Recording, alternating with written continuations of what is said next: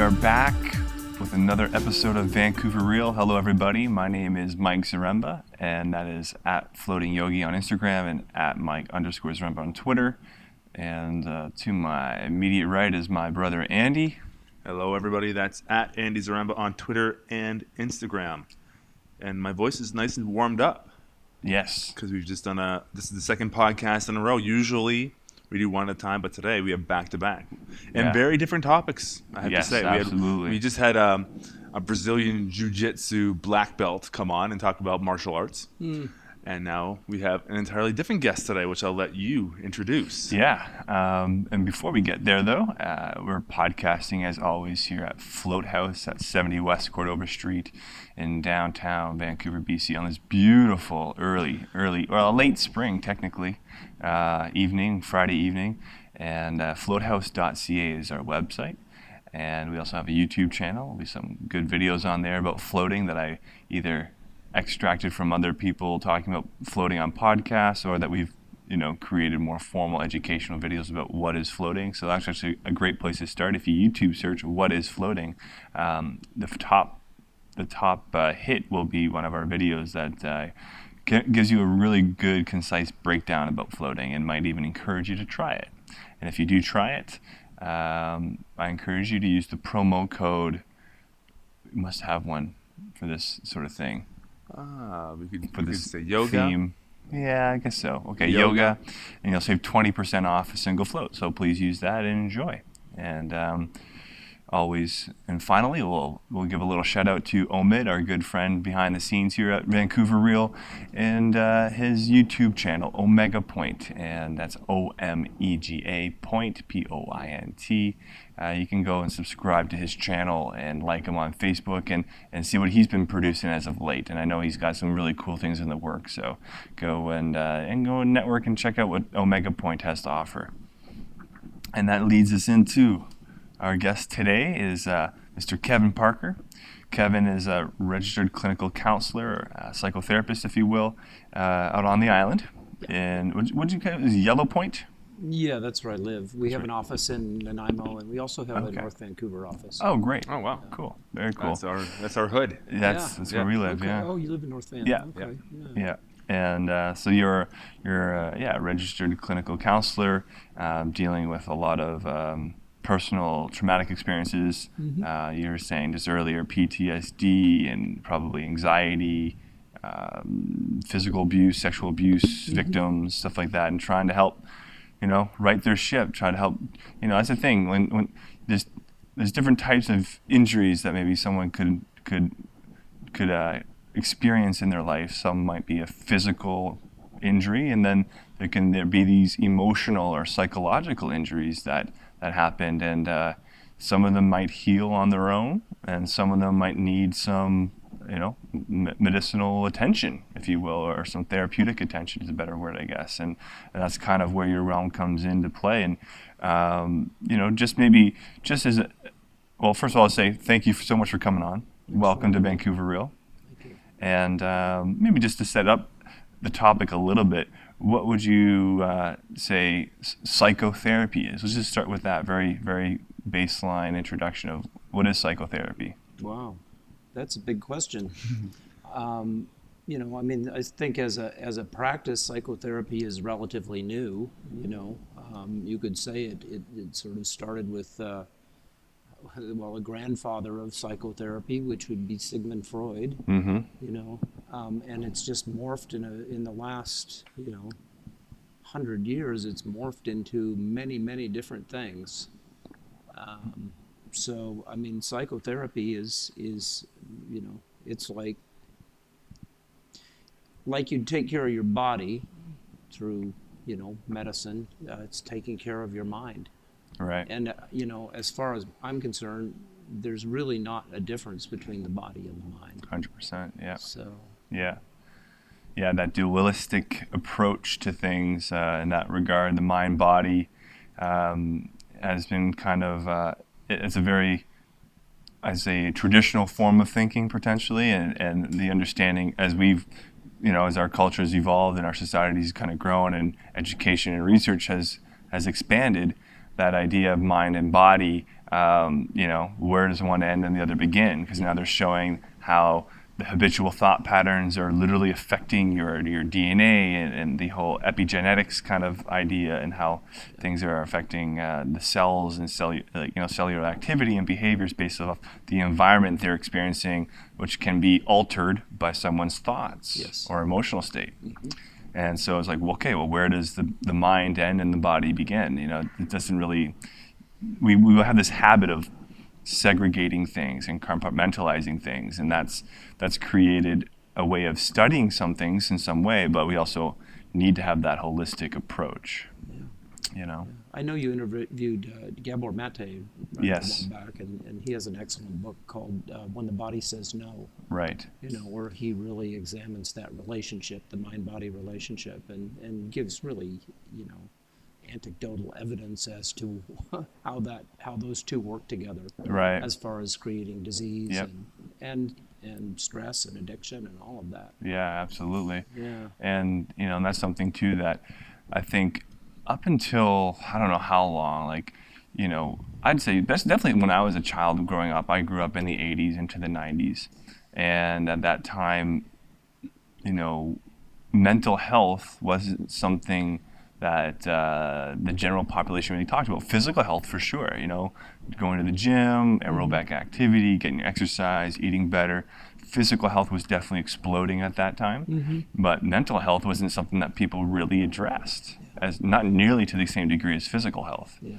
And again, where's one end and the other begin? That's totally another topic, but now people are kind of recognizing these ailments that we're dealing with, anxiety, depression, ADD, PTSD, just different forms of stress, and I'm sure people with your profession, being a registered clinical counselor, it's probably just mushroomed and exploded the last couple decades.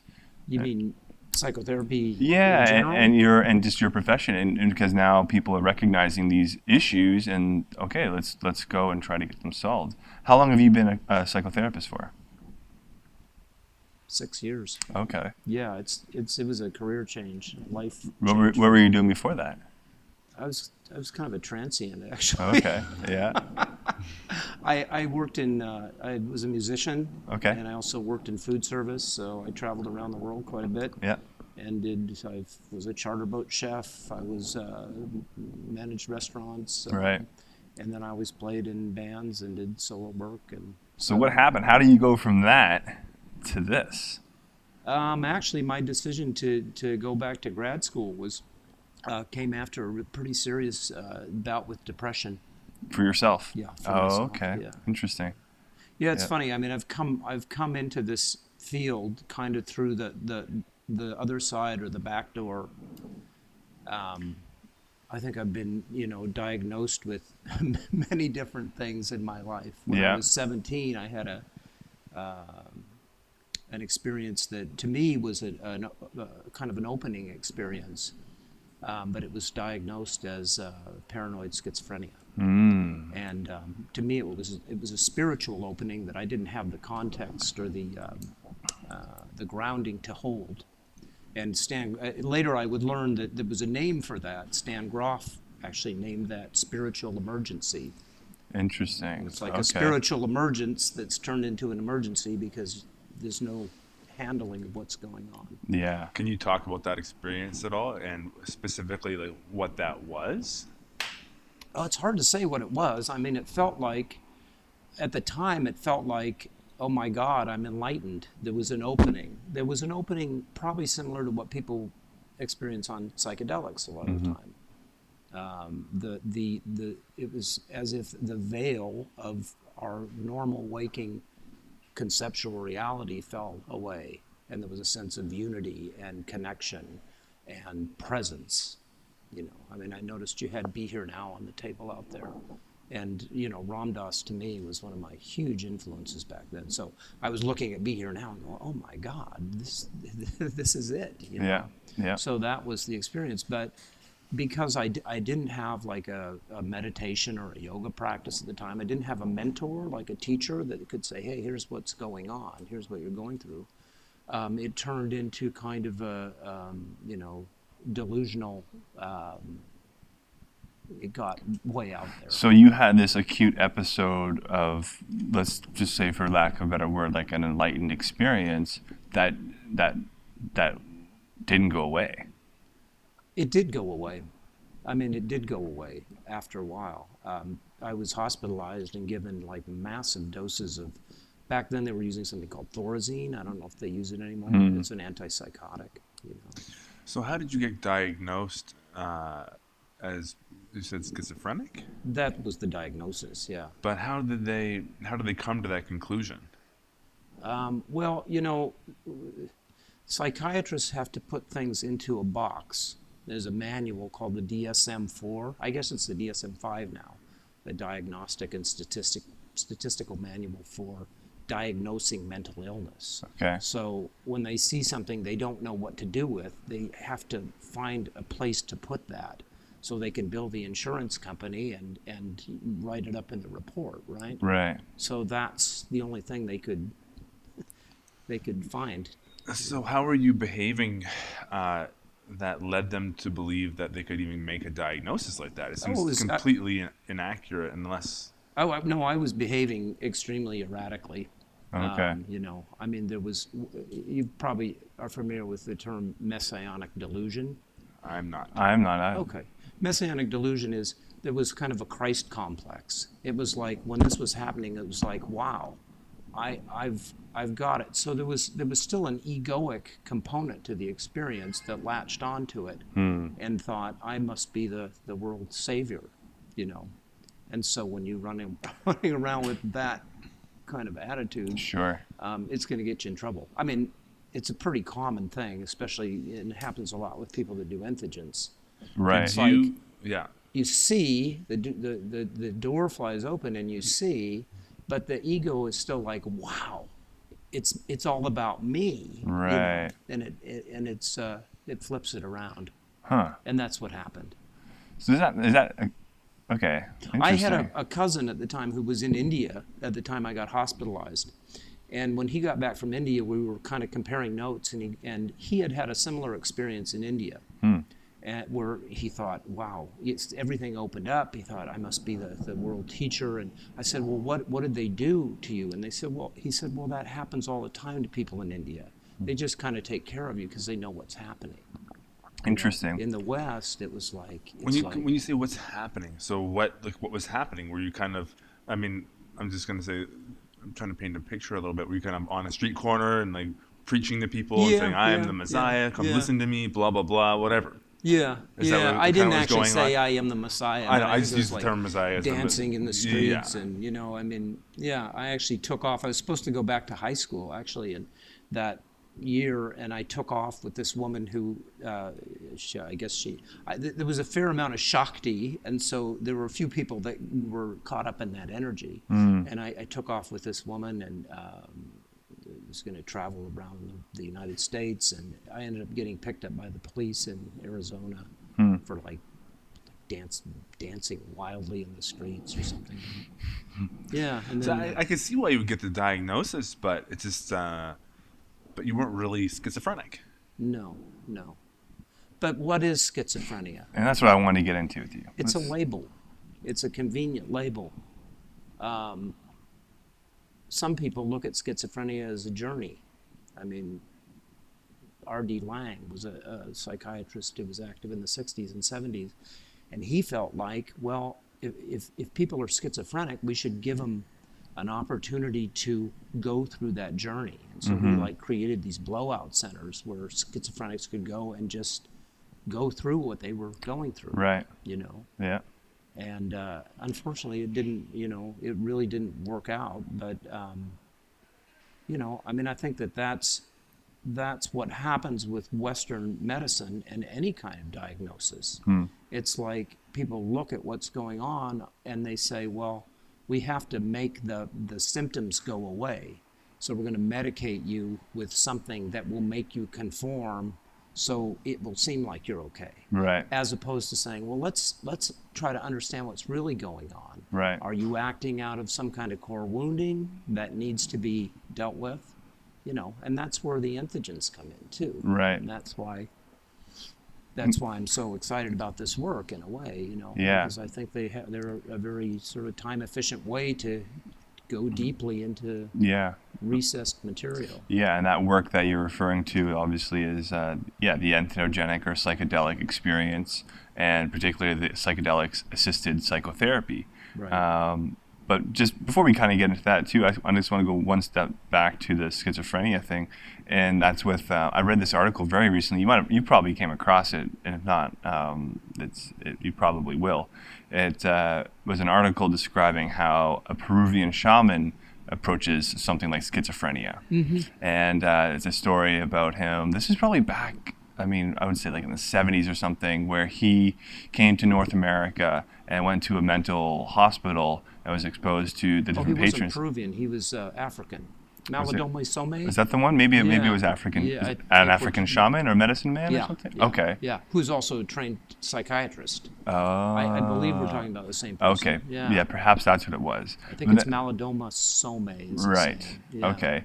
And then he was seeing how, Western medicine was working with these people. And he was just like, this is not how we do this at all back in Africa. It's completely different. Yeah. Right. Yeah. And then also, but then there's another one I read about, it was a Peruvian shaman, and about schizophrenia, and how if they have someone that comes that's showing these types of symptoms of schizophrenia, they have a whole kind of shamanic practice that they do to help them with what they're experiencing, versus just trying to suppress it and shut it down. They can actually facilitate, because they look at it as, these are the ones that could become future shamans, actually. So they're venerated rather than persecuted. So in your mind, kind of from your background with registered clinical counseling, psychotherapy, but also very, I'm assuming knowledgeable of the entheogenic experience, what would you say is happening in a schizophrenic episode? Boy, that's a good question.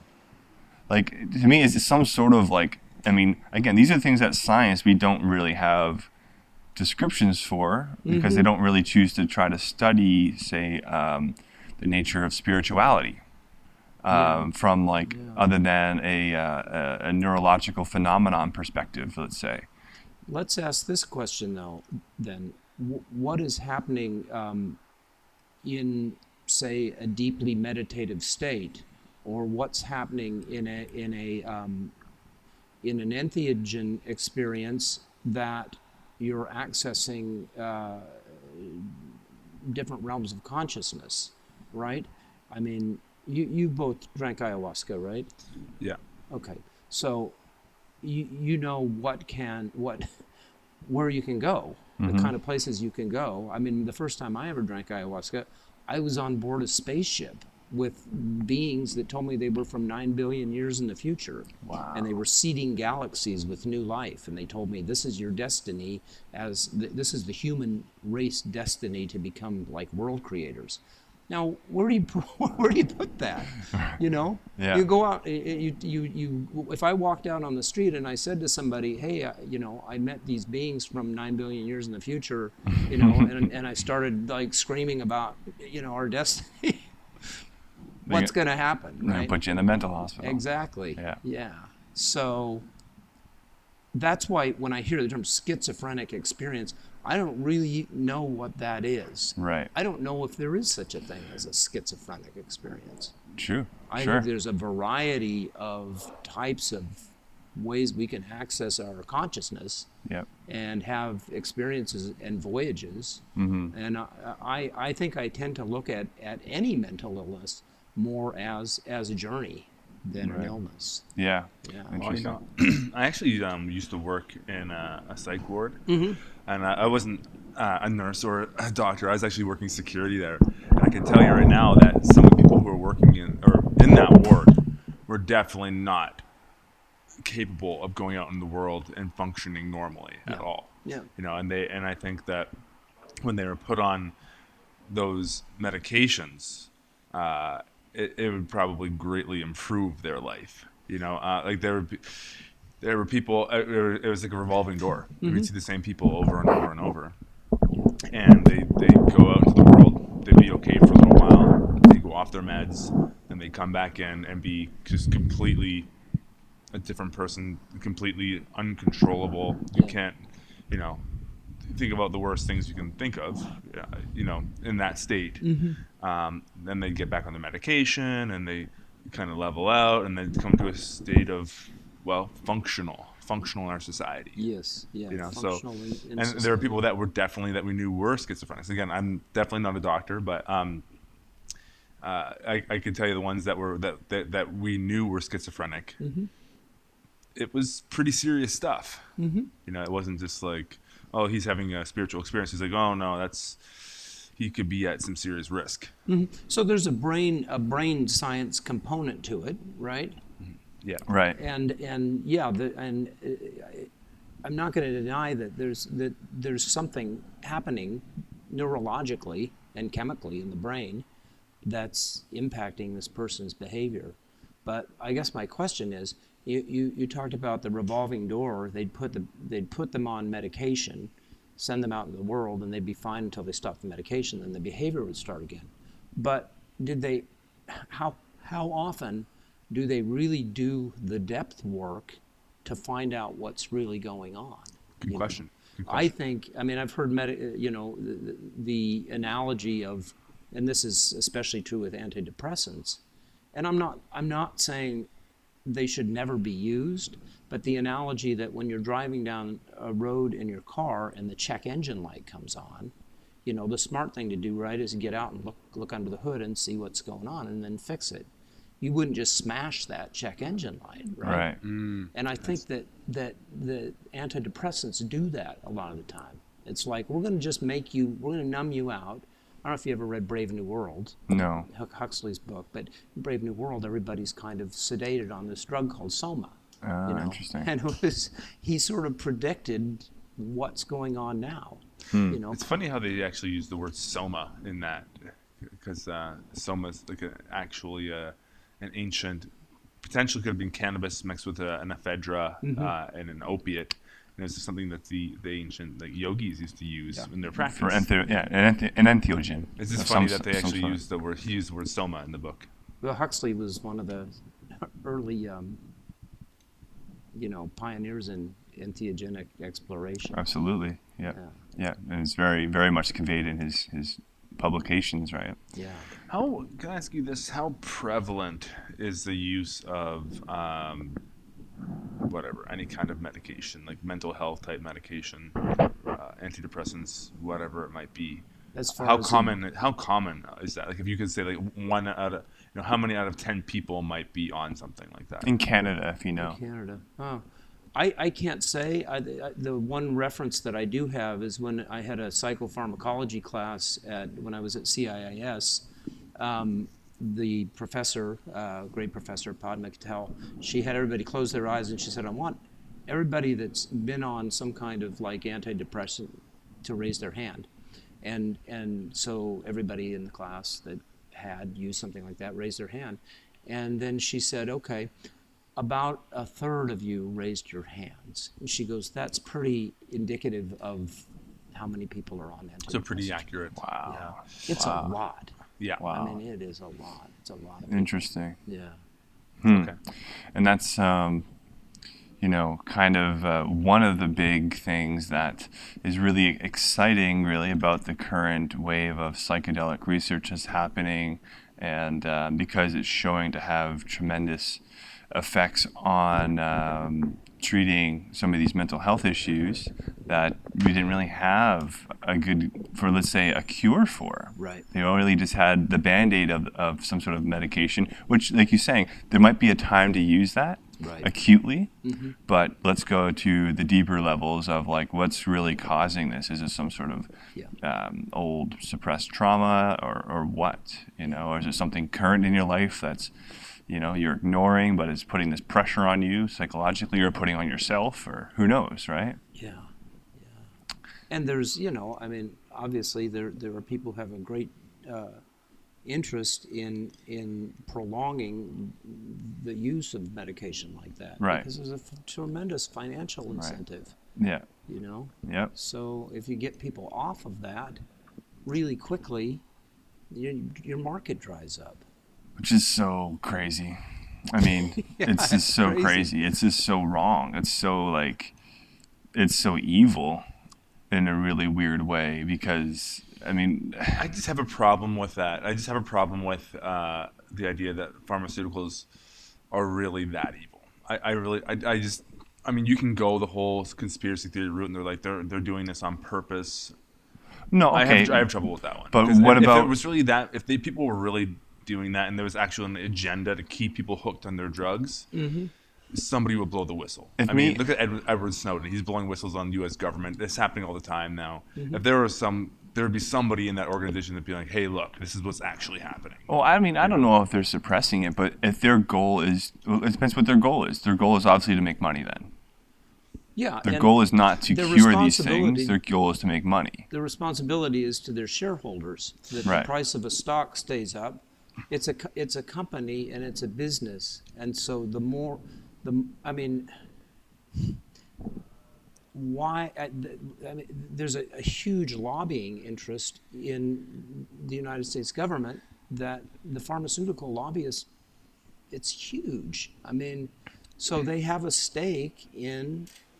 No doubt, You no know, doubt that and could be a part I'm of not it. saying these are all like evil people. I'm sure some of these people are really, really have families Right. and dogs and kids, and they're probably pretty nice people, but their interest is probably financial. Okay. And that very well could be the case. But I guess what I was just trying to say, and I'll be done kind of challenging after this, I guess. But I think that I feel like if that was really the case, I think you'd hear more about it. I don't think people would be that quiet about it. I just have Yeah. I don't think people would sit back. I don't think you'd have these giant pharmaceutical companies with thousands of employees and not one is going to say anything about Right, it. and you're right. And so, I mean, I will go back and say, like, it's not that they are evil. It's just that obviously it doesn't serve their interest to go and research the therapeutic effects of ayahuasca if they're selling an antidepressant. Well, So they're just not going to do it. There was an right? article, you know, he mentioned whistleblowing, and there was an article in Rolling Stone. It came out, I think, about a year ago. Matt Talaby, I'm not sure exactly what his last name is, but he did an article about a drug that was produced by a pharmaceutical company that they produced it for a specific purpose. And I met the CEO of Pfizer once. I used to be catering manager at Stanford University for their faculty club. And we'd get all these mucky mucks coming through. Sure. And I was talking to him about antidepressants and pharmaceuticals. And he said, you know, it costs about $700 million for our company to bring these things to market. So what happened was they developed a product for a certain use, but it wasn't really effective for that use, but they had spent $700 million developing They're it. invested. Yeah. So they sold it anyways. They sold it, they tried to find another way to sell it because they didn't want to lose the market share. Right, and I could totally see that being there. I could totally see that. I just think that I don't think there's a huge hidden agenda. Right. To keep people hooked, like people get these images of big corporations being so evil and this and that, and I'm like, it's not really quite that cut and dry, you know. I think there's a lot of gray in there, and I think if it was really evil and there was actually, I think it would just be spoken about a lot more than it is. Well, I don't think the agenda's hidden. I think it's pretty Yeah, pretty out it's pretty front, blatant. really. Yeah. And that just, then what is that then? In my mind, that's just a reflection of where people's understandings and values are at and what they are still willing to do to, to make their living, really. Well, it's reflective of the fact that we live in a material culture, and that's what, you know. Right. I mean, all of us, I think, appreciate nice things. Yeah, You know. yeah. I mean, look around here. This is a nice place. Yeah, you're right. It's nice to float, and it costs money to float too. Yep. So, you know, I mean, we all have that. It's kind of, you know, if you look at Maslow's hierarchy of needs, you know, I mean, we need food, and we need shelter, and we need connection. So, yeah, we need the things in the material world. But when it gets so out of balance that that's all that's important, or that's all that people see, then we're in trouble. I mean, that's my feeling. Well, at the very least, I think that you're putting yourself in a position that you're doomed to be unhappy. If you're basing all your soul happiness and your level of success in life, whatever that is, on how many material possessions you can acquire, well, we know that you're going to have to say goodbye to all of that one day. Right. Because you definitely can't take it with you. Yeah. Right? So it's all impermanent. So if you're striving to get a bigger house, a fancier car, whatever your kind of material goals are, they're all shallow and they don't last. Those like little, you get those little hits and it feels good for a while, but then it's always what's next. Yeah. Why is this thing not bringing me continued happiness? Right? Yeah. And so, why don't you tell us a little bit about the kind of work that you do then as a clinical counselor, and then some of the work that you're doing to support these alternatives towards psychotherapy and stuff like that, and go into that a little bit. Okay. Well, like I said, my when I went back to grad school, it was after a pretty deeply depressed time. And I should mention how that came about, the depression came about. I was actually part of a spiritual community in Northern California, and I had some experiences there that were kind of shattering to my ego and my sense of self. I guess I can mention his name. I worked with a teacher named E.J. Gold. I know E.J. Gold. I don't know him personally, but I know who he is. He's an author, and he actually writes about the float tanks quite a bit. Tanks for the Memories with John Lilly. Yeah. Yeah. Yeah. In fact, that's when I started floating, was when I lived in EJ's community. Cool. Yeah. Yeah, actually, this has put a little pause there because I'm curious. I mean, I no doubtedly had pondered in my mind that there's been these types of communities, a spiritually influenced and centered community. Can you maybe just tell us a little bit about that experience? Like how many people were there? Was it very transient? How long did you stay for? And just kind of about the approach to life that was all about?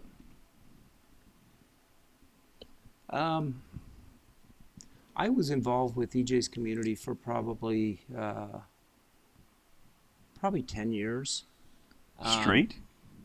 Well, no, because I was on the periphery of the community for many years. The first exposure I had to EJ was living in Boulder, Colorado. Okay. And a friend of mine was involved in a study group where they were studying EJ's material. And they were studying books like The American Book of the Dead, which is EJ's, and Life in the Labyrinth.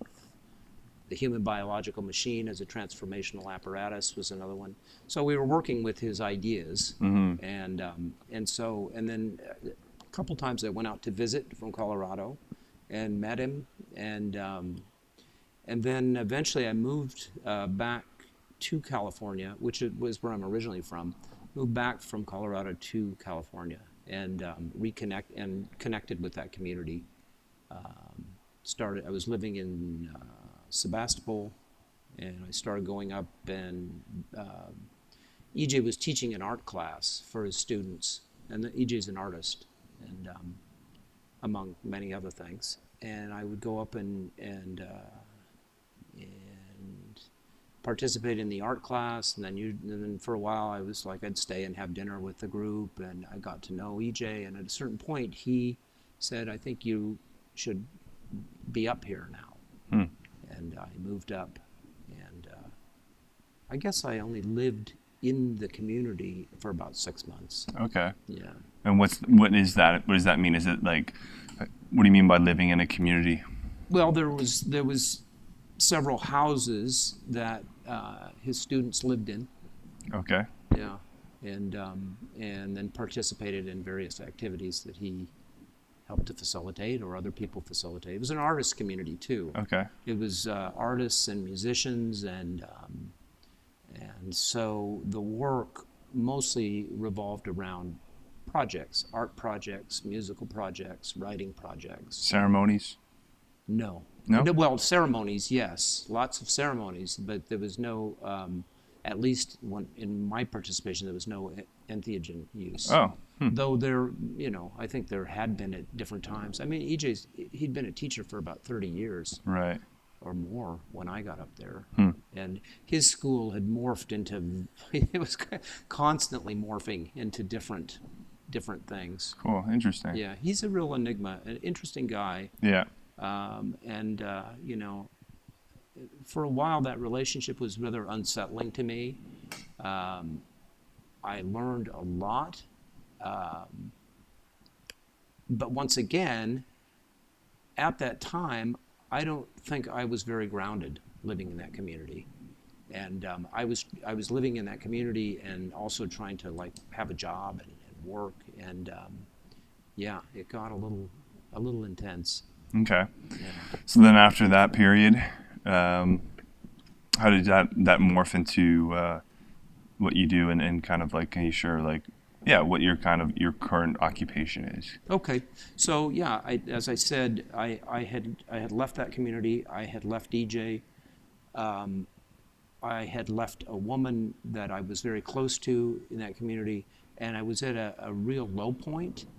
Didn't like the work I was doing, and it was a severe. It felt like just a severe, intense depression, which, once again, I don't view as a sickness or an illness anymore, but I view that as another part of a journey. And in some ways, it was very useful for me. So I called, I remember calling my ex-wife, who was a psychologist. She had gone through the program at ITP, which was the Institute of Transpersonal Psychology in Palo Alto, which is now Sophia University, which is where Jim Fadiman and Robert Fraser, and they all teach there. I told her, I said, you know, I'm thinking about going back to grad school, or going to grad school. I had an undergrad in film and television, and she said, what are you going to do? I said, I'm thinking about being a therapist, going to CIS. And so I applied and was accepted. And that started it was a totally new journey. For sure. Yeah. And take us through your typical kind of client experience now and the people you work with, patients and stuff like that. Like, what are your more common type cases, if you will? Well, like I said when we were talking earlier, I see a lot of trauma. I see a lot of abuse. And I don't know if it's just typical of Nanaimo. You know, Nanaimo was kind of a blue-collar town, a little bit economically depressed. Used to be a coal mining town, and there was, I think, there's been a lot of drug use and abuse in that town. Yeah. So when my wife and I opened our practice in Nanaimo, you know, we did EAP work, which means employee assistance programs. So, like, if somebody that works for the government or BC Ferries or something has an issue, they'd go to the EAP and ask us to, and then the EAP would contact us. We'd contract out with them. Right. So I was getting people from like a lot of different professions. But one thing I noticed was that I was getting a lot of trauma, sexual trauma, sexual abuse, physical abuse. And people, you know, maybe they wouldn't present with that when they first came in. You know, they'd present with, well, I'm having a lot of work stress. And then after 3 or 4 sessions, it would be like, you know. And then would the trauma be from like a long time ago or relatively recent or a mix? It was a mix. Okay. Yeah. But there was a lot of just a lot of early childhood core wounding that I was working with. Yeah. And addiction work. And okay. The addiction work was always related to early childhood wounding. That's what I found. Yeah, that's what like we kind of mentioned before with Dr. Gabor Mate, that his work really emphasizes that, you know, from his experiences here, just not too far from here, actually a couple blocks away. Yeah. You know, how all of his addicts were all from childhood abuse, you know, or neglect or whatever, you know. So, yeah, it's something that, you know, although, you know, someone maybe listening to this might not have had an extreme traumatic experience in their childhood, but it's I think it's kind of naive or ignorant to say that the things that maybe you did have a personally intense experience as a child, how that might shape your adult behavior and to be aware of those things. So when you have difficulties with different elements of your life, whether it's coping with authority figures or coping with relationship figures or whatever, those, it's just like, don't just necessarily accept that's who you are. Yeah. It could be a deeper root that actually is, you can get resolution. There's a whole spectrum, Right. But I don't think anybody could actually say they've escaped some core wounding. Right. In some ways. I was reading something do you know who Osho is? Yes. Yeah. Rajneesh. Mm-hmm. Yeah. Something that Osho wrote on approval, the need for approval. And he talked about how from the get-go, when we're born, we seek the approval of our parents, right? Right. And because when they smile at us and say we're good, that's, in a way, it's connected to our survival, right? Because we need them. We need them to survive. So that approval is necessary. So your behavior, your personality starts to become based on that approval. Mm-hmm. And then you need that approval as you go through life to, bolster your sense of self-esteem and who you are. So you look for it in other people. You try to pull from other people to get it in whatever way you can, whether it's manipulative or whether it's any way you do it, Mm-hmm. right? So, and some people do it really well, but it's still the false personality that's getting developed. Because if you don't, we don't necessarily get approved for who we are all the time, right? It's not unconditional. Right. It's conditional. So I don't know where I was going with that. No, but it makes sense, though. Yeah, no. I think it makes sense in a lot of ways, too. Yeah. And we are, just on the level, we are very social creatures, Mm-hmm. And I think the need to be approved also is related to the need to that sense of belonging, Fitting in, Yeah. and also the fear of not fitting in Yeah. and being ostracized. Right. If you were in a tribe, whenever tribes existed, even earlier, and if you were part of that social group and they didn't want you there anymore and you had to leave, now you're in big trouble. Yeah. Yeah. Potentially life-threatening trouble. Yeah. So I think that need to fit in and get approval Yeah. from others is probably deeply It's ingrained. hardwired into us. Yeah. Right. For sure. Yeah. So so something that's so hardwired in as a survival mechanism, Right. how do you transcend something that's so biologically hardwired? Can you? I don't look at it in terms of transcendence. I look at more in terms of immanence. How do you be with that? And there's a term, spiritual bypass. Have you ever heard that term? No. That a lot of people think, well, if I'm spiritual enough or I meditate enough, I'll get out of my neuroses and I'll be up here. But my approach to psychotherapy is we're not trying to get out of anything.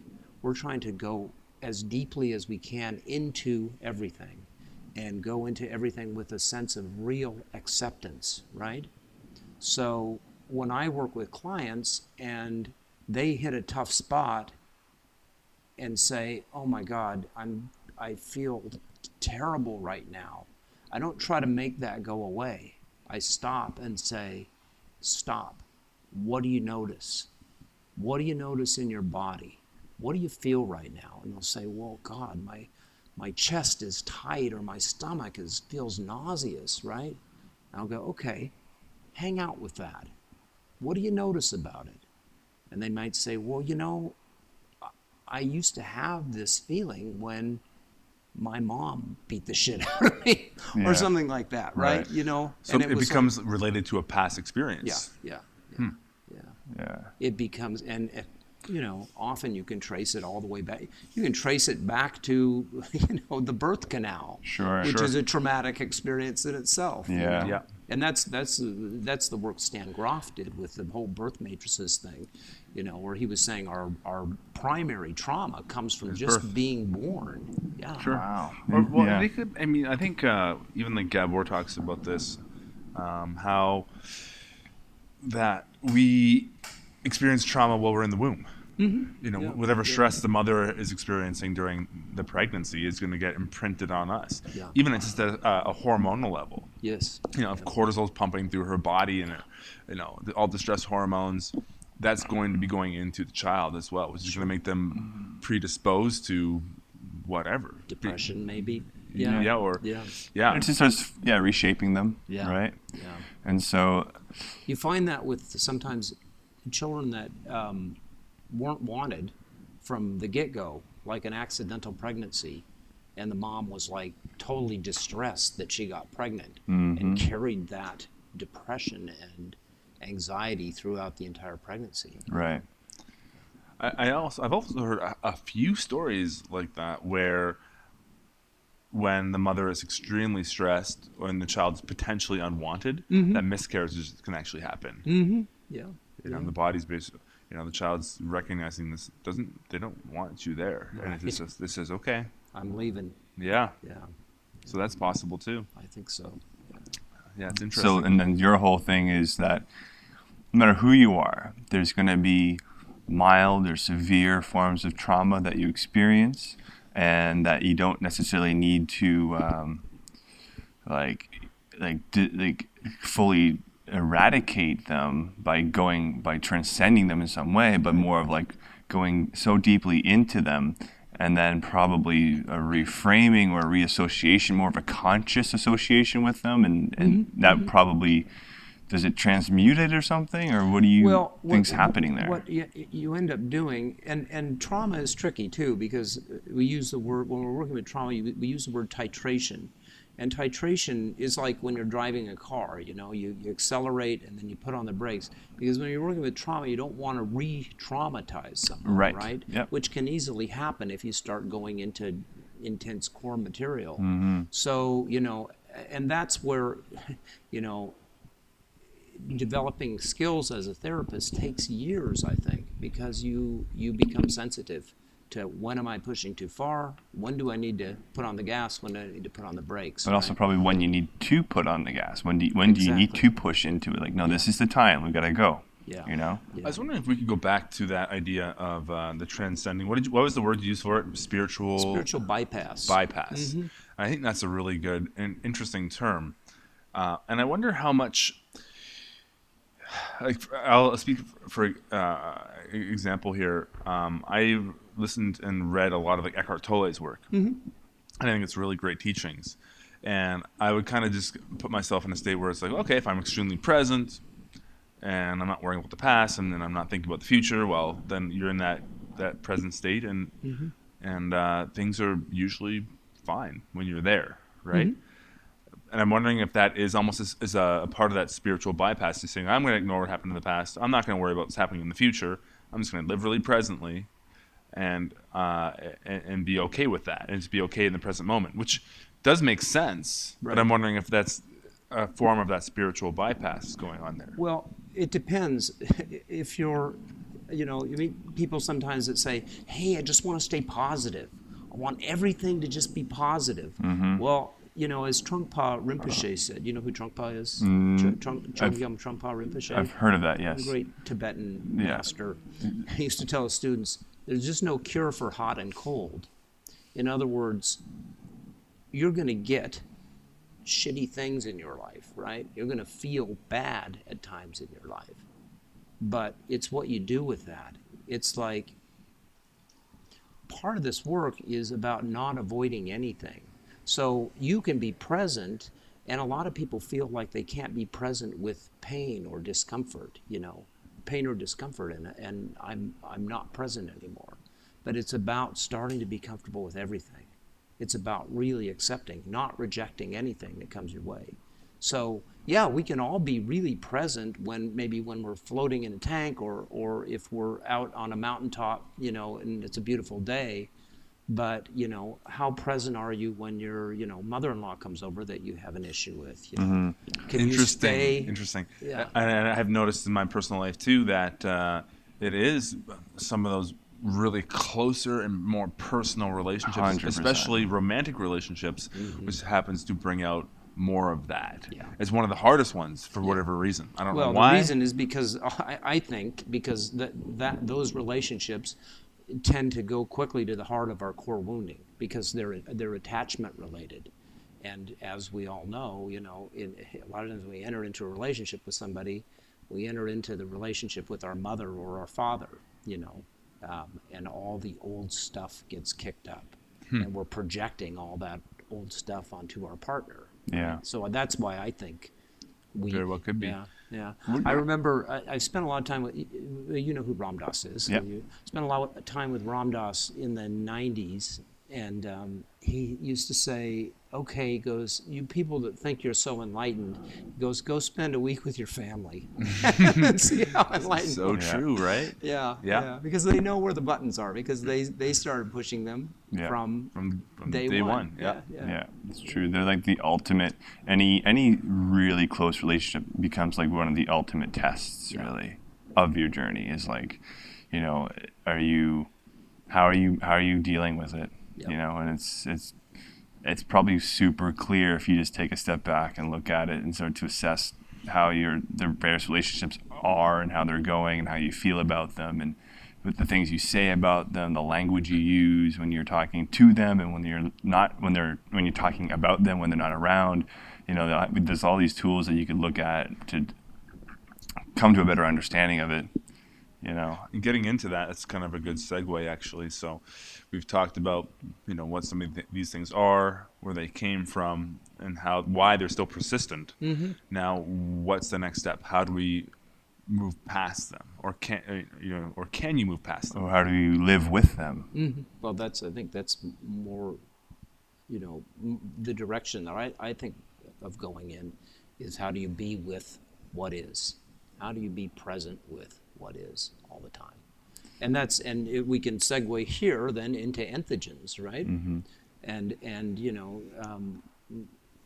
I think a big part of the entheogenic experience, and this is especially true with ayahuasca, is it's a very time-efficient way to go right into that core wounding. I've found it's not always the case. I mean, it might not seem like that's where you're going, but I think eventually, if you work with it, that's where it takes you. It takes you to that place, and it can take you to a place of great discomfort. And if you can surrender into that discomfort and go, okay, I need to be present with this, and because I want to know what it is, and I know that I can heal if I can be present with it and not run from it.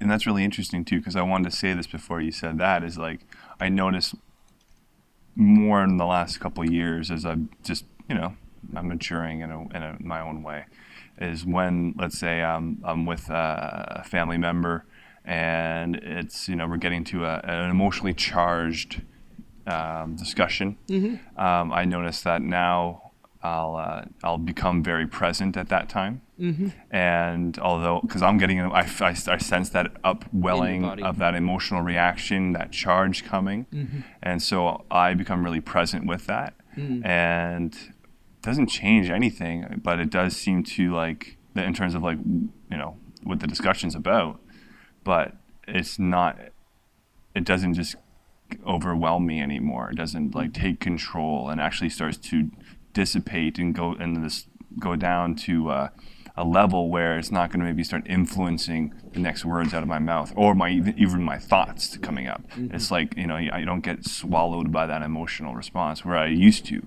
Yeah. Especially with my father, it would be very much like when even if he was yelling at you or something, I would get this really strong emotional reaction, like this fear reaction. And just likely when it was happening with me as well. But I learned, the last few years, really, that when I brought a lot of presence to when that's happening, just to whatever I was experiencing, it starts to dissolve it, starts to dissipate. Yeah. And I don't know if that's just a coping mechanism, or if that's actually just, but maybe it is. Maybe it's a healthy coping mechanism for something that's kind of ingrained deeply in me. Yeah, and the key, what you said was not reacting. Right. You're still feeling the feeling. Yes. But you're putting some space in between the feeling and the reaction. Right. Most people are on automatic pilot. Somebody hits the trigger and they have an automatic response. That's where fight or flight comes in. Fight or flight, actually they've added a third one, which is freeze. Right. Fight, flight, or freeze. And there is another way to be with it, and it's to be present with it, fully present. And that's where the mindfulness practices, Right. like meditation or yoga. I've been doing Vipassana meditation for probably close to 30 years, and you kind of build that muscle of presence, Yep, that's really actually a very, very simple way of developing that skill, that muscle, that strength, whatever you want to call it. I look at it is like a skill almost, really. Yeah. How you start to witness the very subtle reactions of your body, so that way when a gross emotional one comes up, you're like, it's this blatant, it's like, there it is. Yeah. And then you start working with being equanimous to it. And you start to look at it, like you say, a gross emotion, and this is the alchemical part of it. You're actually transmuting the base element, the Yes. gross emotion. Well, I meant gross as in like large, not as in like disgusting. Okay, well, But anyways, but still. but still, you stop looking at it as a negative thing. Mm-hmm. It starts to become the fuel for your fire, The anger, when held, you recognize that anger. It's just energy. It's all just energy, right? Mm-hmm. But it's how we work with it. And when you can hold it, like I've been doing. I just changed my yoga practice. I did power yoga for about 13 years, and I just changed to Kundalini. And Cool. I really enjoy this. A friend of mine, can I mention her name? Yeah, of teaches course. it. Of course, yeah. Dawn Raby, Okay. a yoga teacher in Victoria. Cool. She has some things on her website, just some introductory. How do you spell her last name? Rabey. Cool. And she's a psychotherapist also. Oh, so a great interesting. psychotherapist and yoga teacher. But Cool. So I started working with Kundalini, which is all about, you're taking that energy at the base of the spine and you're moving it up and refining it and transforming it. So it could be the same thing could be said for like taking anger or sexual energy. I mean, that's what sexual tantra is about, right? You're taking this base, primal, powerful energy that's based on, the survival of the species, right? Yep. And you're working with it and refining it and moving it so it becomes something else. So, to look at it's not a black and white thing where we could say, oh, these emotions are bad and I shouldn't have them. I feel like these emotions are fuel. They're fuel for transformation if Right. they're held in the right way. Well, I think your way of wording it, that they are energy, is a great way to work, because it definitely feels any type of emotional response labeled positive or negative, and I'm using air quotes there if you're listening, really clearly does, when you kind of just focus on it. Yeah, you're like, this is just, it's very energetically charged, and it's just because it's just very intense. Usually, actually, emotions are intense. You feel them, very tangible, and but you can't really measure an emotion. You can't weigh the emotion, but yet it's still there. I don't think any human being would deny that emotions aren't there. Yeah, and you're right. I mean, it's when you stop judging the emotion as good or bad or right or wrong, and Right. just look at it Cool. in a non-dual perspective. It's energy. Yep. It's all since the Big Bang. It's all just been energy, right? Right. And it's our decision. It's our decision to label it good or bad. Yep. That's what I think creates the suffering. Because Right. then we think, well, I should be in the good and push the bad away. Right. And it doesn't work. Yeah. We kind of got away from it a little bit, but I was really interested to hear about more of the work with the entheogens and how that can relate to the psychotherapy or your work. Okay, well, that's really exciting to me. I mean, that's my Yeah. passion right now. Yeah. And like I've mentioned, we're doing this Psychedelic Psychotherapy Forum in October. Cool. And we did this last year, but we did it in my home. in Yellow Point, and I just invited a bunch of therapist friends mostly to come over, and a few of us, a few different people presented. There's a woman a therapist in North Vancouver named Natasha English, and she has quite a knowledge of entheogens. Can we get in touch with her somehow? Yeah, I could give you her. That'd be great. Yeah. Cool. Yeah. And Bruce Tobin, who is a psychotherapist who does art therapy down in Victoria. And he also works with the kind of the legal and ethical piece around entheogens. He's written a great paper on that he's going to present at the forum. And then I presented. My story was basically my personal story, going through, being diagnosed and all of these, my own personal journey through mental illness into healing. And so the entheogens were part of that. So I don't know if you guys saw the New Yorker article that came out in February. I think I did, yeah. It's called Medicine Psychedelic Revolution. Yeah. I don't think I saw that one, but I'm surprised I didn't see it, actually. I actually have it here. I'll show it to you. Perfect. Hold it up so everybody can see it. Medicine Psychedelic Revolution. I mean, this is a very respected magazine, right? Yep. It's a very kind of highbrow, Yeah. you know. And it's written by Michael Pollan, who has written several great books on food. But basically, the article explores, it basically talks about the prohibition against psychedelic research ending. And that now there's the money is starting to happen, move toward research. People are looking at LSD and psilocybin and ayahuasca and ibogaine as, Treatments? as treatments. Yeah. Yeah. Yeah. From what I understand, MAPS has a really huge part to play in that. Yeah. And I know they're doing the MDMA trials right now. Right. Right? In Vancouver. Yeah. In Vancouver. Yeah, in fact, Richard Jensen and Donna Dreyer are both presenting at Right. Okay. I want to get them on the podcast very much. So Richard Jensen, and both of them would be fantastic. We saw them talk at that a couple times. I've seen them talk. At different You probably see events. him at a Spirit and Plant Medicine conference, Yeah. and then at the MAPS conferences. Yeah, and at remember that criminal justice night one where Gabor was speaking as well. The That guy was that MAPS.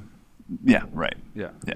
Was that a MAPS event? Yeah. Oh, yeah. That's right. Yeah. Yeah, MAPS Canada is a Right. co-sponsor of our Right. event. Oh, great. Yeah. Great. And So you know I've Mark been in touch with- Hayden? Yeah, Mark is we had speaking. him on the podcast as Okay, well. yeah, it's Mark a great is going to episode. present. Cool. I asked Rick Doblin, and he said that he would like to come. He's really busy with family, but I think next year, if we do it again, he says he's going to probably be in Vancouver to sort of oversee the third phase of the clinical trials they're doing with MDMA. And this is for the Psychedelic Psychotherapy Forum that you're holding. Yeah. Where are you hosting that out of? That's going to be at UVic, University of Victoria. Okay, great. And they've got what's called the University Club.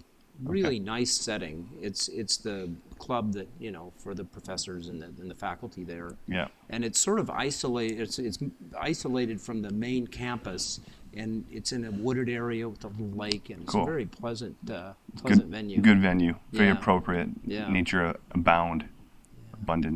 But yeah, So in your opinion, how can some of those medicines help in various different disorders or whatever you want to call them? Well, I mean, I think, the word psychedelic itself means mind manifesting, right? And the way I look at it, and we've just had this discussion about core wounding and about trauma and about false personality. I think if used in the proper setting, entheogens can sort of part the veil of that false personality, and I do think you can experience a sense of essence or authentic self, free from the constraints of time and space, and free from conditioning. Right? It's a really sometimes a really quick way to do it. For some people, that can be rather unsettling, and I think that's why setting is so important, because if everything you knew was based on your false personality, and suddenly that was kind of ripped away, and it's like floating, Mm-hmm. You're kind of face to face with the void, Yeah. and if we can relax into the void, we relax into that sense of true nature outside of time and space. Definitely. But if you're really attached to the false personality, that can be terrifying. And I don't know if you've had that experience with people floating before. But we've had some experiences like that. Most people handle it pretty well. Yeah. It's kind of like a gentle introduction to that world, I think. Yeah. And that's kind of brings me to my question of, do you see what we're doing here related to like work with entheogens? Oh, definitely. Yeah. In fact, you know Eric and Victoria, right? Yeah. He's our cousin. Yeah, he's co-sponsoring also. Great. Did Awesome. you know that? Oh, Yeah. he just emailed He about just that. emailed about Actually. it, yeah. Oh, that's awesome. Yeah, Yeah, cool. and he's gonna have a table there. Yeah, Great. Yeah, we sponsor every year the Spirit Plant Medicine Conference that's at Okay. UBC. Yeah. Well, we've done it the last 2 years since we've been open, and we're going to keep it rolling this year again because it is very connected. And actually, there's a psychiatrist named Dr. Dan Engel, who I think he works out of Arizona, but also in Mexico. He's heading up, I don't know if he's heading up, I shouldn't say, but he's getting involved with a psychedelic research institute down in Mexico, and they're actually going to bring a float tank there as well, because he really understands floating and obviously the connections here, and how using floating as a way to a pre-psychedelic experience introduction, if you will. Yeah. So like, let's get comfortable with floating a little bit first, and kind of taking away some stuff, it's like, and then also using floating as an integration tool as well.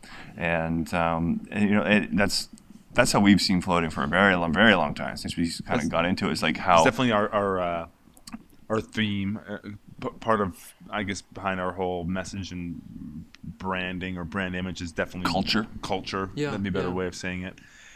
So in your opinion, how would the two relate, or how do they coexist, or however you want to say it? Entheogens and floating? Yeah. Well, if you think about who developed the first flotation tank. Well, there you go. I mean, It was John Lilly, and that's he the was- answer right there. He was doing massive doses of LSD and climbing into the tank, for hours at a time. Yeah. And in his books, like especially I think Center of the Cyclone is a great one. I don't know if you've read that one, but he I have. documents the experiences that he had and the states of consciousness that he moved into. Yeah. So it's definitely all connected. What about doing it independent of using an entheogen and just on its own as its own practice? I think it's a powerful practice on its own. I don't think entheogens are for everybody.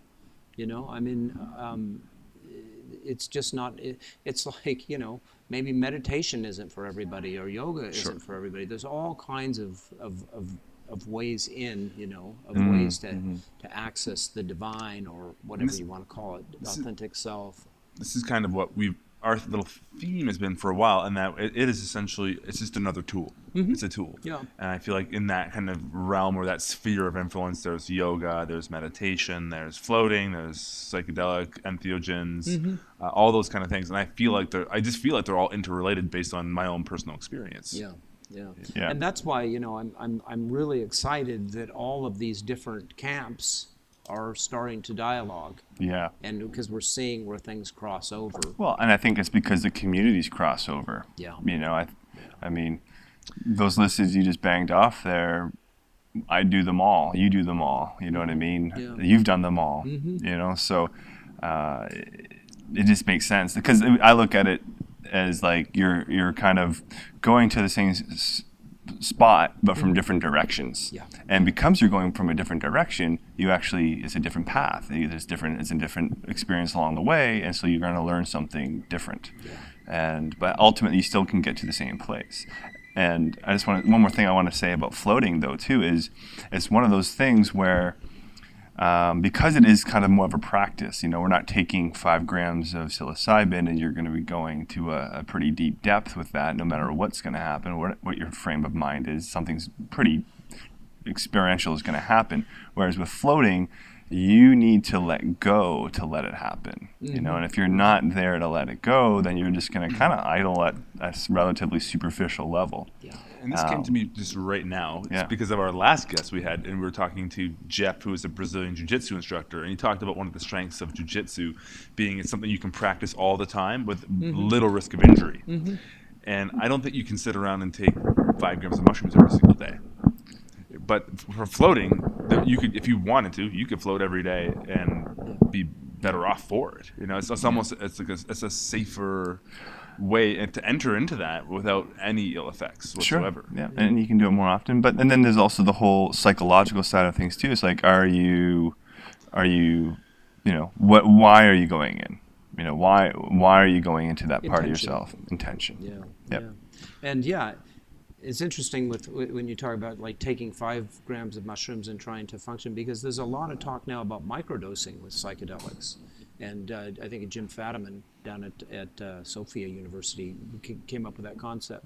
There's people talk about like the 3 uses for entheogens or psychedelics. At a low dose being great for maybe problem solving, you know, creativity. Taking like maybe 20 micrograms of LSD. Right.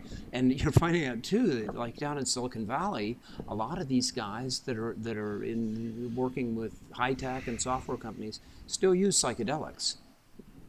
Steve Jobs, his big part of his transformation and his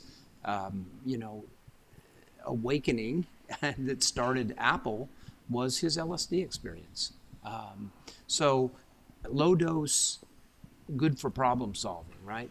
Medium dose, they talk about as being a therapeutic dose for psychedelics. It's a good place to do psychological work and psychotherapy. Higher dose, I'm talking about a really transcendent spiritual experience, or, you know, just opening to really different realms of consciousness. Yeah. You know? Can I ask you, how do you think, why or how does a psychedelic work to do those different things? For creativity, for therapeutic reasons, and then for the spiritual aspect. How does it aid in that? That's a really good question. And I don't know, because I'm not a neurologist or a brain scientist, and I'm sure a lot of it has to do with what happens in the brain, in our brain chemistry. You know, I mean, I've heard that dimethyltryptamine is actually present in our pineal gland. You know, so these things are maybe part of our body anyway. And I just read an article recently where they were talking about there may have been a time in human history where we had more access to the entheogenic parts of ourselves. How awesome would that be? You'd be like, oh, okay, I'm ready for my DMT experience now. Hit the button. And would it be like that, or maybe just really easily inducible through shamanic drumming or going sensory deprivation via a cave or whatever? Like, you know, they could maybe just induce it or easier. Who knows how? Well, and I think that, you know, when you read about some of the sort of spiritual masters that came out of India or any Buddhist traditions or Hindu traditions, you know, these guys were accessing these states without entheogens. I mean, you probably read in Be Here Now when Ram Dass, you know, met his teacher and he gave him LSD, and his teacher held his hand and said, "Give me the medicine." You know, and Ram Dass gives him, you know, like 200 micrograms, and then he goes, "No." And he eventually gave him like 1,000 micrograms, and he, you know, and for him it was like, okay, so, you know, I'm there already. Because, you know, I mean, and here's an important thing, I think, is when you first take psychedelics, a lot of times you get the fireworks, you know, like I explained that first ayahuasca experience, you know, being on board a spaceship, and there was all... Well, that's a whole other little question, though. I want to get it back to that. I haven't forgot about the alien encounters, if you will. But okay, so... But you're right, but like light show visuals. Right. Yeah. And in my experience with entheogens, that was entertaining in the beginning, but it's not the point. Because, you know, as EJ used to say, all phenomena is illusion. All phenomena is illusion, right? So anything that is visually exciting, you know, that's going to pass too, right? That's and for me, the work with entheogens has been how to deepen into authentic sense of self, you know. And now when I drink ayahuasca, I don't drink very much. It's like I want to be, well, and part of my role too is a supportive role in ceremony. So, cool. you know, I want to be present with other people. Oh, that's cool, because it's something personally, when I drink ayahuasca, I've never had a lot of visual experiences, you know, and yeah, I didn't really understand why I didn't, when other people were talking about the snakes and talking about this and that, and you know, I was just like, you know, well, why I barely get any visuals. It's no visuals. It's all like sensory and like perceptual and all that kind of stuff. And I always thought like, oh, am I just not? Am I so tight that I don't even get to experience the visuals? But maybe, like you said, that's just a kind of Can be a distraction. a distracting thing, and it's like, you know, it just doesn't even really happen. It just kind of goes into the other parts of it, the more personal parts, or the, you know, universal understanding parts, or You know what I kind of want to hear? I want to hear you guys get into your alien stories, because you have one and now you have one, and I haven't had that experience yet. But I'm wondering, you know, Sure. Well, I mean, there's a common thread that seems to keep yeah, popping I mean, up, right? so I got a couple of things I'll share first, I guess. And one is not myself, but someone right next to me in ceremony went up to the spaceship. They were in like some sort of, I don't know if they were lying down or seated or something, and the aliens were working on them, actually kind of like fixing her, as she said, like, and she's like, well, if you're at it, why don't you fix my knee? It's been bugging me. So they actually blasted a laser into her knee, and I asked her like every other day after that, how's your knee? She's like, it actually feels great, which is kind of interesting. And then I personally have had the experience of, I didn't see them. Again, I don't see things, but I heard them, and I felt the sensation of something being implanted into my head, like a chip. I felt like these noises and this technology experience, and I could hear these little voices kind of popping and pipping around me, this kind of noise, and I felt like a couple were talking. Again, I don't see anything, and you know, the ayahuasquero shamans actually have a term for these guys. They're called doctorcitos, you know, the little doctors, and it actually is a phenomenon commonly experienced by not everybody, but certain people. And you know, you said you had yours where you were brought up. Have you had the alien experience more than the one time that you had it?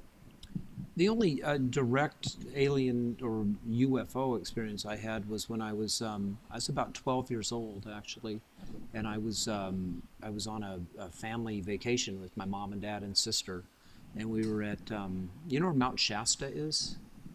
It's an old volcano, an extinct volcano, beautiful mountain that's in Northern California. And we were visiting, and I was walking. We drove up to the base of the mountain, and my dad and I were hiking around. My mother and sister stayed in the car, and it was a perfectly clear blue sky. And I was looking in the sky, and all of a sudden there were these three silver, shiny cigar-shaped objects moving at a pretty high rate of speed, it seemed like, across the sky without making a sound. They were not like nothing I'd ever seen before. And I yelled at my dad. I said, "Dad, what's that?" And he looks up and he goes, "I don't know." And right when they sort of hit the zenith, they blinked out. 1, 2, 3.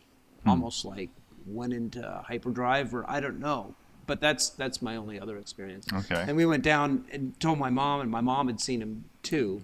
And then I started to find out later that those kind of occurrences have been pretty common at Mount Shasta. Right. Okay. Yeah. Interesting. So, But what about like in terms of during the entheogenic experience?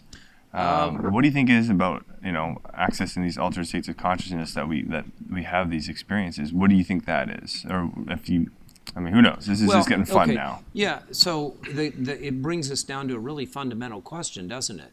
What's real? What's real?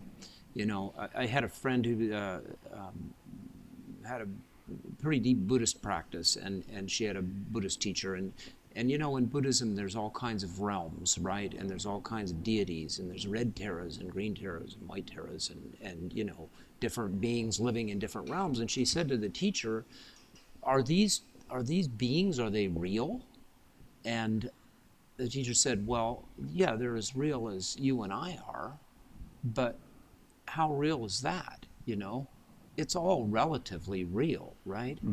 So I personally believe, yeah, there are a lot of different entities that exist on a lot of different planes and levels. Right. Yeah. Yeah.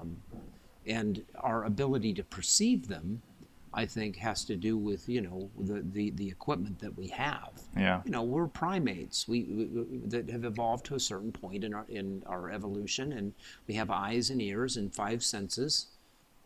And that's one thing I think the entheogens do too, is they open up you to different senses, to sense different areas of consciousness Yeah. that have not been available to most people.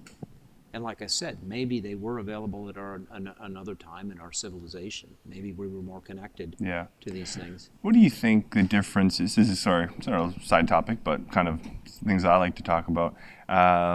Is there a difference to you, or between, let's say, journeying through your heart versus journeying through your head? So, you know, you can go into a meditation. Do you know what I mean? Sometimes you have these very cerebral, like mind expanding, altered state of consciousness experiences, and then you have like a more heart centered, like traveling journey experience. Have you ever experienced the two? Yeah. Okay. Yeah. You know, some of the entheogens, Quachuma, have you? Yeah, I've done it once, and I'm gonna go back later this year and do it more. Do 3 or 4 ceremonies to actually work with it a bit more, because it was super curious. I was like, I only had the one opportunity with it, Yeah. and I was like, I really want to work with this more and see what this can, you know, teach me, show me, experience. I don't know, whatever, right?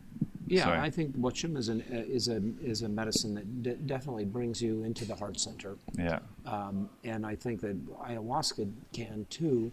I mean, you know, the study that's being done with MDMA right now, people consider MDMA to be what they call an empathogen. correct. You Yeah, know, and I think that that's why that's where the therapeutic value comes in too. People talk about, wow, my heart's open. All of a sudden, I feel connected in a way that I haven't felt before. You know, so we spend so much of our time up here, right?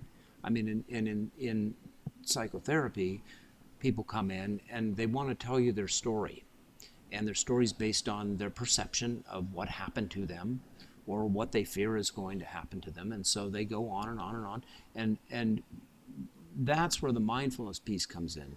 When you can stop people and say, okay, let's drop down out of the story and let's just sense what's going on. And that's when you can actually start to connect more to the heart. You know, I mean, in Vedic literature or Sanskrit, Hinduism, Buddhism, the heart center, that heart chakra, is extremely important. And I was talking to somebody, this other podcast I did with Carl Christensen, and I was talking about how people get involved in esoteric pursuits. They get involved in the occult, right? I want to conjure up a spell, or I want to do some Wiccan ceremony, right? And often people get in trouble with that stuff. And this happens with curanderos too. People that haven't worked with this, haven't connected to this part of themselves and healed this part of themselves, no matter how spiritual you get, if you haven't done that healing work, it's not going to serve you.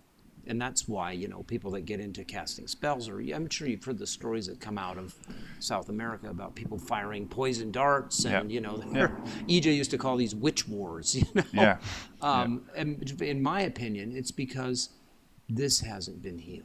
The core wounding hasn't been worked with. There's still this strong false personality, egoic part that wants to get something for self. Yeah. When you do the heart work and start to open up to the connectivity, to the unity of all things, yeah, and you realize that there is no difference between you and I. Literally, we are one. We are one. If you think about the Big Bang, there was a singularity that turned into a multiplicity, right? It was never not one. Mm-hmm. That's a perception that you and I are different. yeah. So I don't know.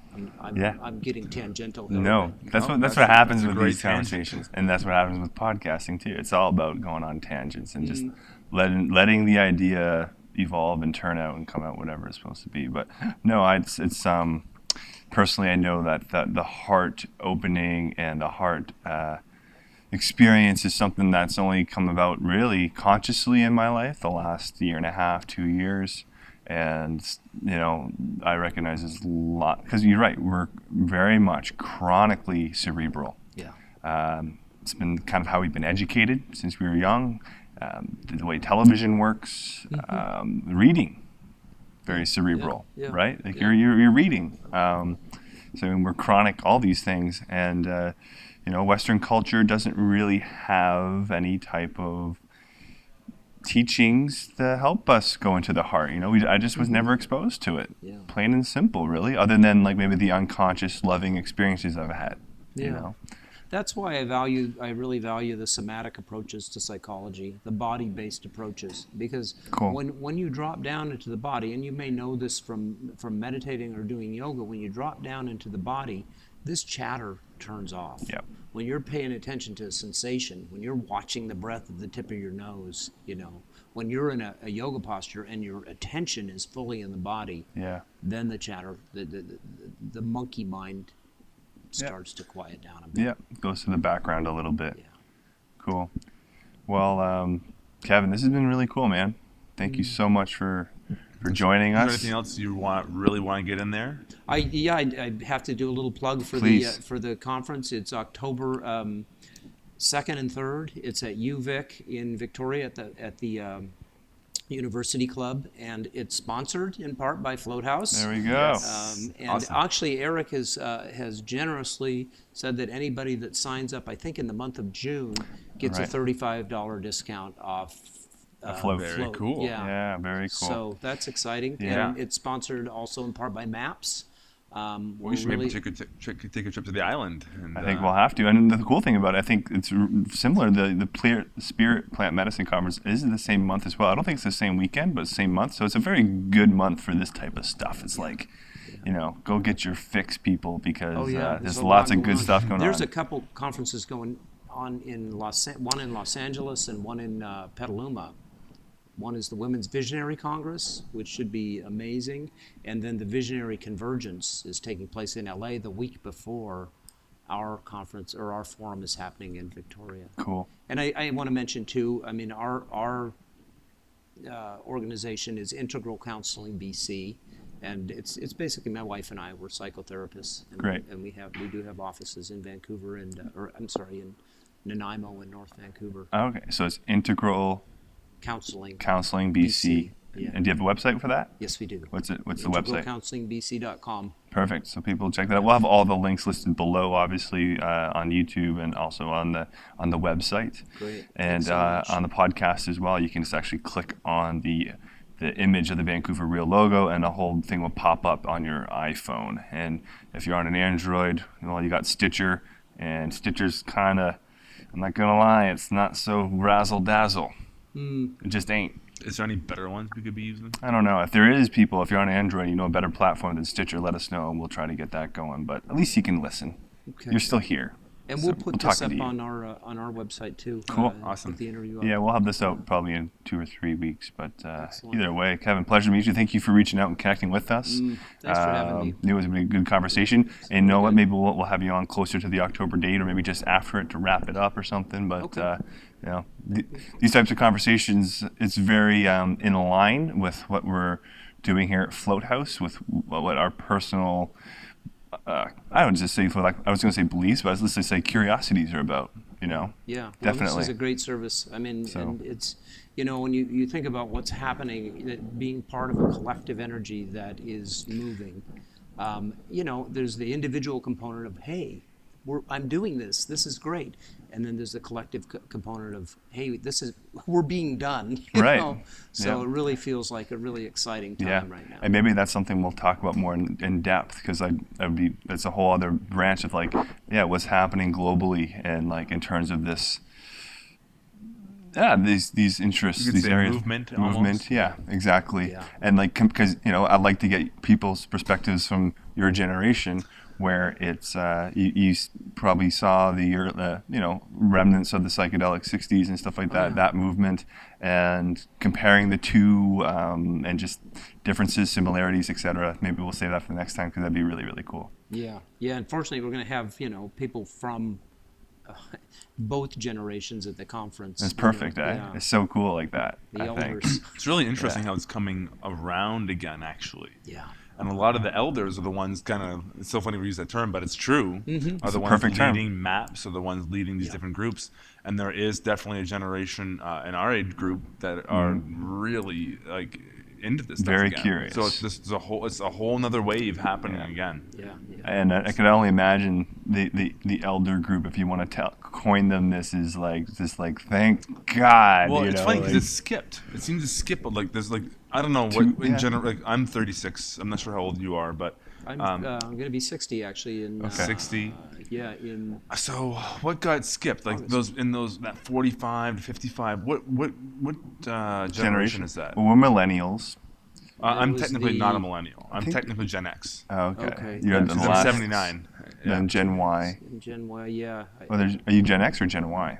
I'm probably Gen Y. I'm technically Gen X. Oh, all right. Yeah, it's 1979. I don't know or the below. gens. I don't know. So I'm right on the border of millennial. right. Well, Yeah. I can address that a little bit because in the late 60s, there was great potential for psychedelic research. In fact, floating was big back then too. I mean, it seemed like that was really going to take off. Yeah. But there was a time when the psychedelic research all just got shut down almost overnight. And that was during the time of the Vietnam War. Richard Nixon was president in the United States. Started the war on drugs. Exactly, yeah. And, some people kind of blame Tim Leary, and I don't want to blame him. I think he was a kind of a rascal, a brilliant man, but some people said that there was some irresponsibility there as far as like, let's dose everybody and see what happens, And so when Hey, that I happened, get it. I get the temptation. Yeah. But you you're just did like- have people who were not psychologically balanced enough to handle the experience, 100%. and then Yeah. the media would jump on that Right. and go, well, this person jumped out of a window on LSD, and then all the research gets shut down. All these Yeah. medicines become, class 1 banned substances, and so for the next 40 years, there was this Nothing. intense prohibition, the war on drugs, and now that's starting to shift and change. Yeah. Yeah. Yeah. Very cool. It's exciting. Yeah. It's exciting times. It's and who knows? Like, I mean, and you combine this movement with the age of the internet, and change happens. I mean, on some Really levels, quick. very, very quick. At least the changing It of can go someone's. very viral. It can reach more people. Information is now not. Nobody controls the information anymore. Yeah, that's true. It's just out there. Like this, look, we're creating essentially our own media outlet. Small, Yeah. but somebody on another side on the world could listen to this podcast. And they do. Yeah, yeah. We see the reach and all over. So it's awesome. It's so cool. Well, thanks again, Kevin. It's Kevin Parker, registered clinical counselor at Integral Counseling. Counseling BC. BC.com. Psychedelic Psychotherapy.ca is the forum that he's going to be launching October 2nd and 3rd. And thanks again for coming on. Thank you. Lots of fun. Thanks a lot. To whatever is. To whatever it is. You'll probably get that more than anybody else.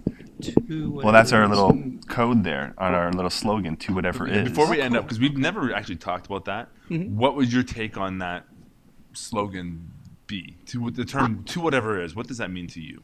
Well, it actually addresses some of the things we talked about, and that is, this is it. Whatever is in front of us is it. And Do you hear that, people? we've been trying.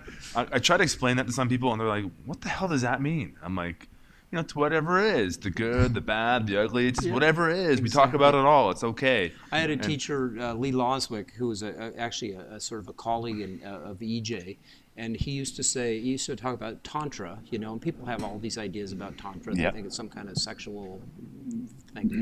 Yeah. He said Tantra is actually the non-rejection of everything. It is, yeah. Yeah. Yeah, we just had a podcast we just launched this week with Nico, as a yoga teacher. He said That's a good one. the exact same thing. That tantra is just the acceptance of everything. And it's not just that sexually focused thing. It's like It's the good, the working bad, with the what's hot, in the front of cold. you. It's all here. Yeah. So recognize that and be with that. Awesome. Cool. There we go. We'll So whatever end it it is. off All right. Perfect. Thanks, guys. Thank you.